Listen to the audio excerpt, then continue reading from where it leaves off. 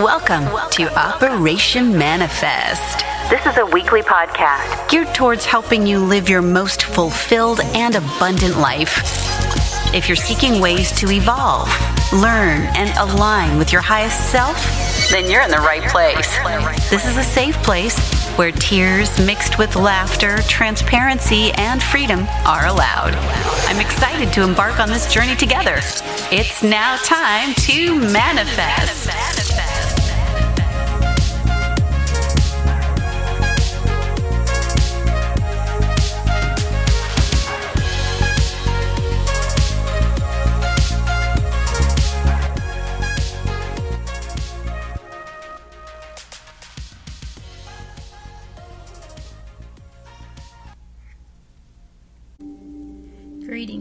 Greetings, beautiful souls.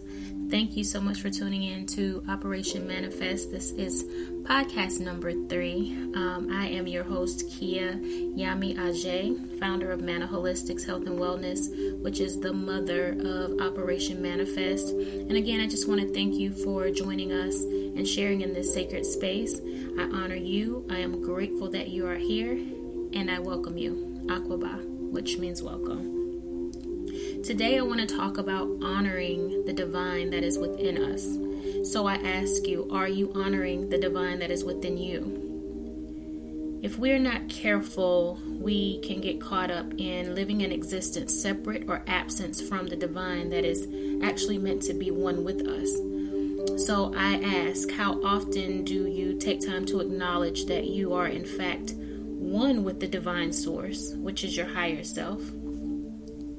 How often do you live from a space of being the God or the goddess of your existence? When we live as though our divine source is absent from us, we become divided from the true essence of our true being. In every text or spiritual teaching, we are always taught that we are created in the image and the likeness of our divine source. Indeed, it is in that likeness that we are empowered and strengthened.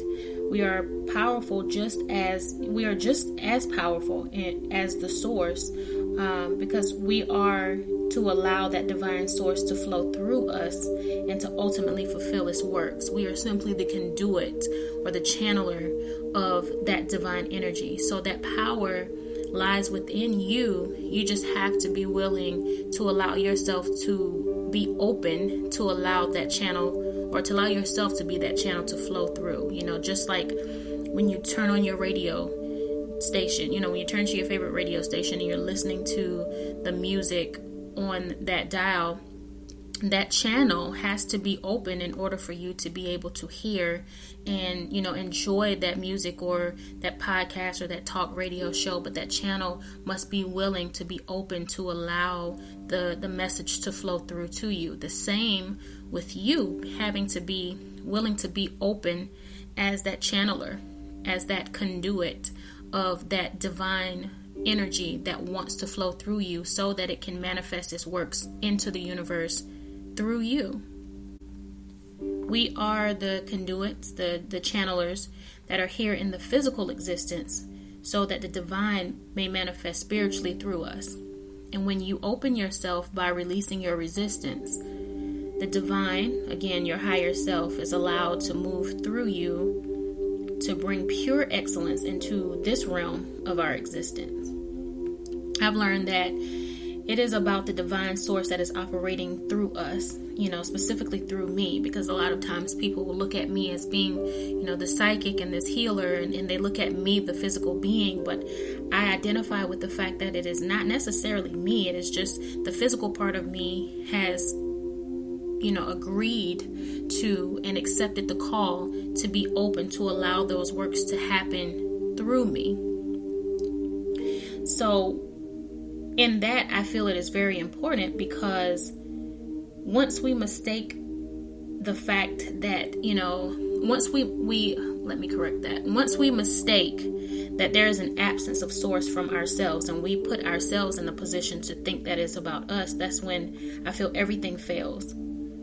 I always say to my clients that it is not me, it is the divine that is within me. I am simply the conduit. and I'm honored to have been chosen, and I fully accept the call. It is my job to ensure that my temple is clear, is balanced, and is a safe space for the divine to dwell and operate from. So I've had to ask myself every day, am I hosting the divine in a pure and a right dwelling? Meaning, is my mind, is my body, is my spirit in alignment with what would be pure enough for the divine to dwell, to live and flow through? Am I offering a space of love and light for this most sacred entity to be able to become one with me? Am I upholding my end of the deal for what I agreed upon prior to entering into this existence?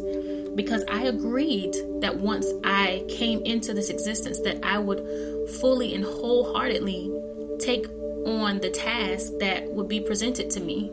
Even with the trials and the tribulations that I go through, I believe that I had some knowledge of what I would experience prior to coming into this existence, yet I chose it. My spirit chose to take on this particular task. I hosted this particular task, this particular path and life choice for the ultimate reasons that I've come on, for the ultimate reasons that I've allowed my soul to come into a physical existence. There is an end goal for why I'm here.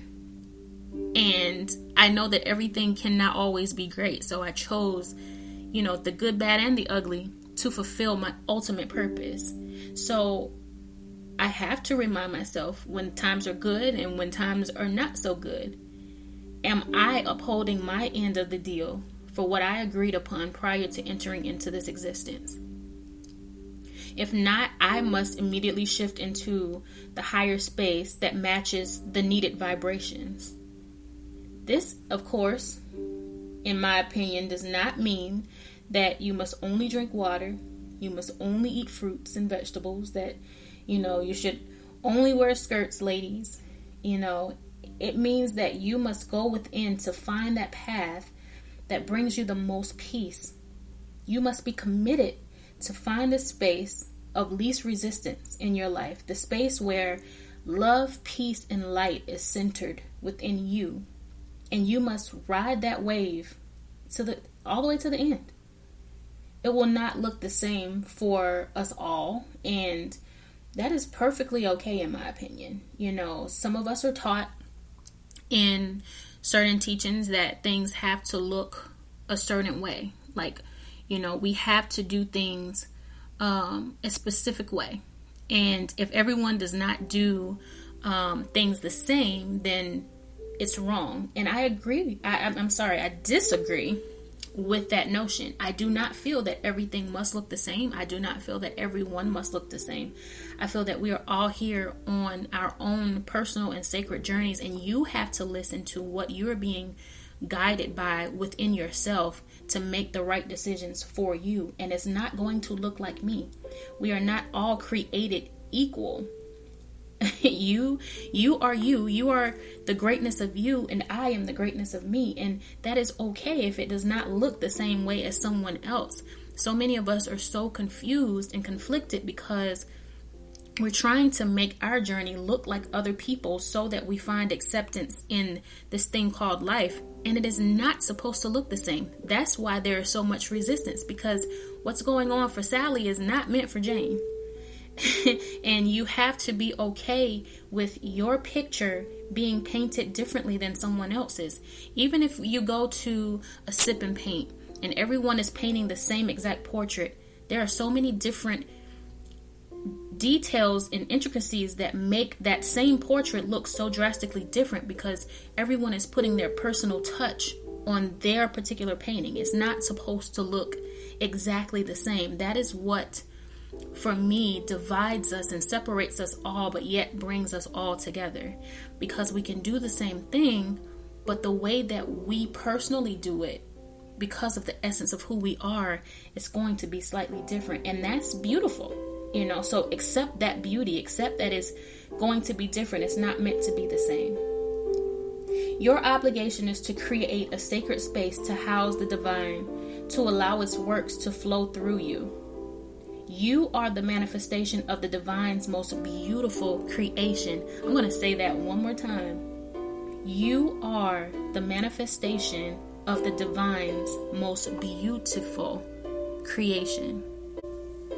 And together, the two of you are creating miraculous changes in this existence, in this entire world. Honor the fact that you are a conduit of energetic magic. You are the channeler of energetic magic. That means you are a magician. You are a life's magician.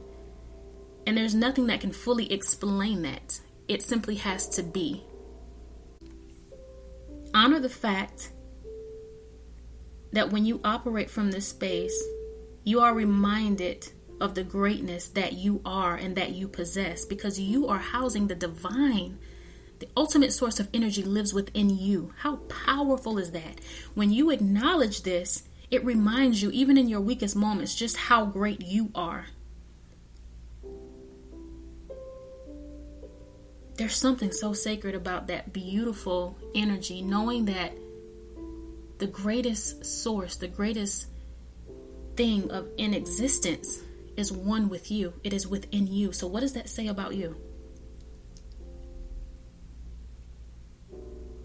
I'm now going to incorporate a few affirmations to assist in honoring the divine that is within you. So I'm going to ask you now to close your eyes, find a comfortable seated or lying position. Take a deep breath in. Inhale for a count of 4. Hold for a count of 4. And release for a count of 4. And I want you to repeat this 4 times before we get started. Once completing the 4x4x4 count 4 times, you are now clear and open to receive the energy of these affirmations. Along with these affirmations, I will also be playing the root chakra singing bowl.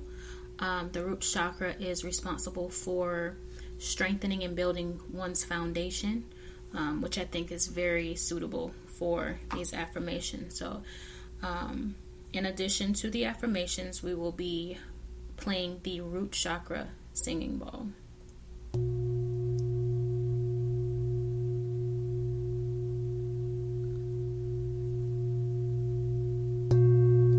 Each day, I operate from a place of balance, love, and peace.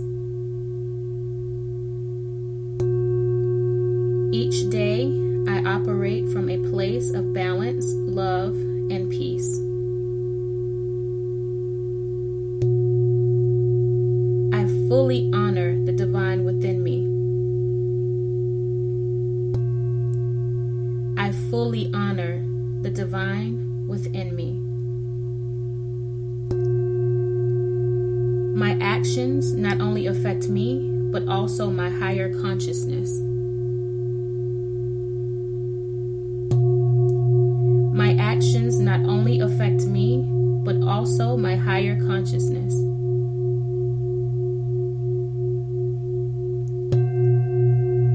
I am one with the divine. We are fully interconnected.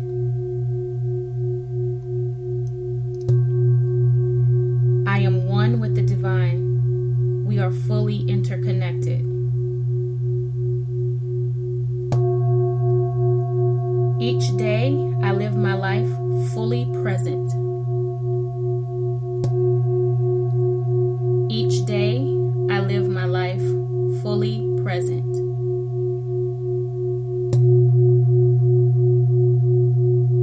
Listen to this podcast as many times as necessary to remind yourself of just how powerful you are, and walk in that true power and own your essence.